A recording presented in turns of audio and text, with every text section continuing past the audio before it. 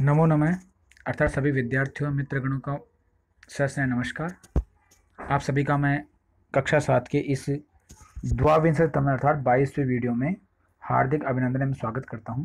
देखिए, इससे पहले हमने जो वीडियो पढ़ा हुआ था एक विंशतितम अर्थात 21वां वीडियो था। कौन सा था? एक विंशतितम अर्थात 21वां वीडियो था। तो आज हम ले रहे हैं द्वाविंशतितम अर्थात 22वां वीडियो। पिछले वीडियो में हमने श्लोक पढ़े थे। आज हम उस पाठ का यानी अध्याय का अभ्यास प्रश्न ले रहे हैं। तो सभी विद्यार्थी मित्रगणों को अपनी कॉपी में इस कार्य को करना है। ठीक है, कोई समस्या हो मुझे व्हाट्सएप पे या कमेंट बॉक्स में कमेंट करके पूछ सकते हैं। देखिए, सर्वान श्लोकान स्वरम गायत। पहला प्रश्न है, सर्वान श्लोकान स्वरम गायत, सभी श्लोकों को स्वर सहित गाइए। तो ये मैं गा चुका हूँ, पिछले वीडियो में बता चुका हूँ। तो उन श्लोकों को आपको लयबद्ध तरीके से गाने का अभ्यास करना है। प्रश्न नंबर 2 है, यथा योग्यम श्लोका अंशाने मेलयत। यथा यानी जिस, योग्य यानी योग्य, श्लोक अंशान जिस योग्य श्लोक के अंश है उनको मिलाओ। ठीक है, धन धान्य प्रयोगेशु, पहले को देखो मिलाना आपको, धन धान्य प्रयोगेशु, ये आपको आप किताब में देख के मिला सकते, फिर बता रहा हूँ मैं। धन धान्य प्रयोगेशु विद्याया संग्रहेशु च। फिर है, विस्मयो न ही कर्तव्य बहुरत्ना वसुंधरा, सत्येन धार्यते पृथ्वी सत्येन तपते रवि। ठीक है, सदभि विवादम मैत्रीम च न असदभि किंचित आचरेत, आहारे व्यवहारे च त्यक्त लज सुखी भवेत। ये पढ़ा चुका हूँ इसलिए ठीक है। अगला देखिए, अगला प्रश्न है, एक पदेन उत्तरत। प्रश्न नंबर कौन सा है? 3। प्रश्न नंबर 3 है, एक पदेन उत्तरत, यानी एक पद में उत्तर देना है। देखिए, पहला प्रश्न है, कै पृथ्व्याम कति रत्नानि। तो आपको लिखना है त्रीणी। पृथ्वी पर कितने रत्न हैं? त्रीणी यानी 3, बस इतना उत्तर लिखना है, त्रीणी। पृथ्व्याम कति रत्नानि? त्रीणी। दूसरा है, मूढ़े कुत्र रत्न संज्ञा विधीयते। मूर्ख लोग जो है कहाँ रत्नों की संज्ञा मानते हैं? तो पढ़ा चुका हूं मैं, कहाँ मानते हैं? पाषाण, दोबारा देखिए, दोबारा लिख दीजिए, दोबारा लिख रहा हूं मैं, पाषाण खंडेसु, एक साथ लिखना है, पाषाण खंडेसु यानी पत्थर के टुकड़ों में, पाषाण खंडेसु लिखना है। ठीक है। तीसरा प्रश्न है, पृथ्वी केन धार्यते। पृथ्वी किसको धारण करती है? तो क्या उत्तर आएगा?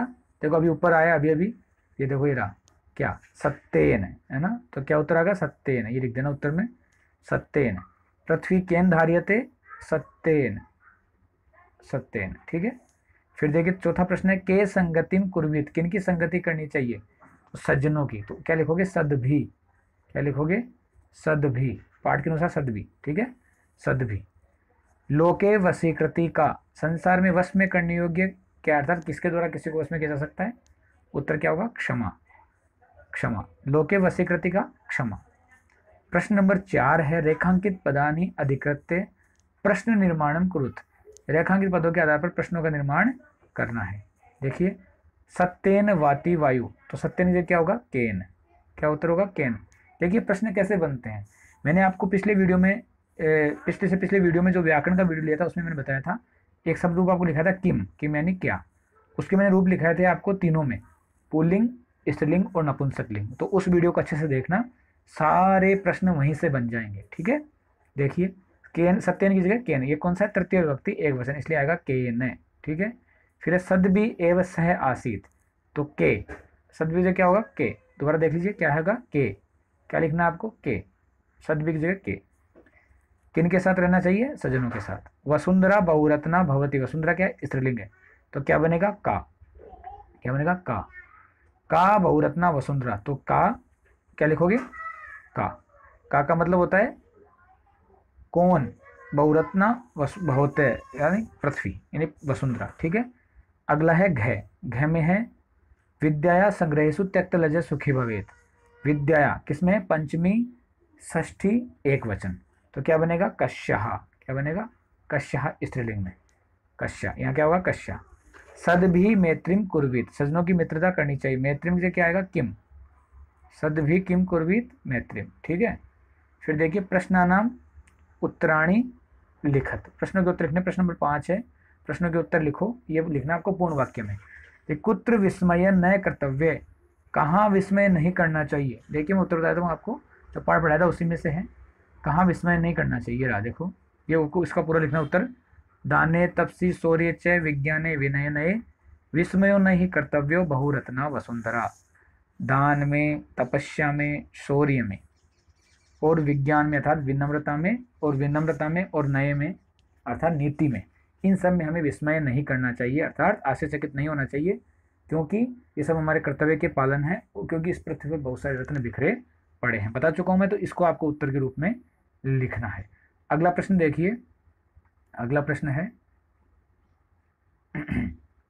अगला प्रश्न देखिए दूसरा, पृथ्वीव्याम त्रीणि रत्नानि कानि। पृथ्वी पर 3 रत्न कौन कौन से हैं? तो इसका उत्तर भी हमें वहीं से मिलेगा पहले श्लोक से, कि पृथ्वी पर 3 रत्न कौन कौन से, आपको उत्तर में लिखना। देखिए ये कौन सा, ये रहा, पृथ्व्याम त्रीणि रत्नानि जलम अन्नम सुभाषितम। पृथ्वी पर 3 रत्न है, जल, अन्न और अच्छे वचन। ठीक है, ये आपको उस उत्तर के रूप में लिखना है। ठीक है, अब देखिए अगला अंतिम प्रश्न है 5वें का, त्यक्त लज्जा कुत्र सुखी भवेत। त्यक्त लज्जा है कुत्र सुखी भवेत, जो लज्जा को त्याग देता है वो कहाँ सुखी होता है। देखिए ये पढ़ा चुका हूं मैं, कहाँ सुखी होता है। देखिए रहा प्रश्न, श्लोक नंबर 5 है, धन धान्य प्रयोगेशु विद्याया संग्रहेशु च आहारे व्यवहारे च त्यक्त लज्जा सुखी भवेत। धन और धान्य के प्रयोग में, विद्याओं के संग्रह में, आहार और व्यवहार में जो लज्जा को त्याग देता है वह सुखी होता है। तो इसका उत्तर आपको लिखना है इसके आगे। आगे देखिए प्रश्न नंबर 6।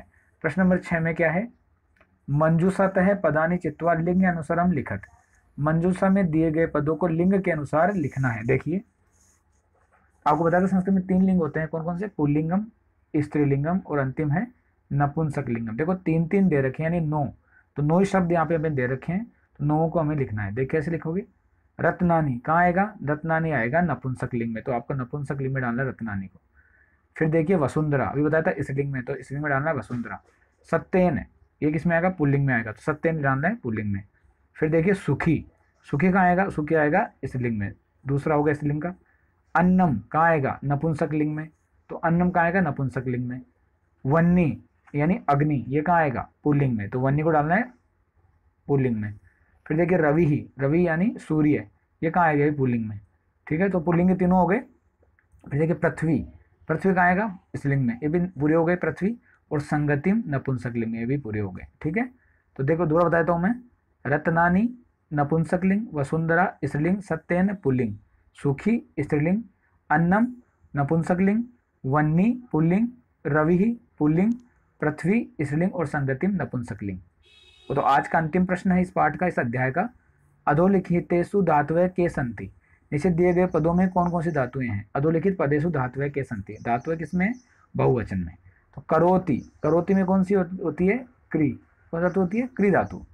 पश्य, पश्य में कौन सी धातु होगी, दृश्य धातु, कौन सी होगी, दृश्य, दृश्य धातु। ठीक है, फिर भवेत, भवेत में कौन सी होगी, भू धातु, भू।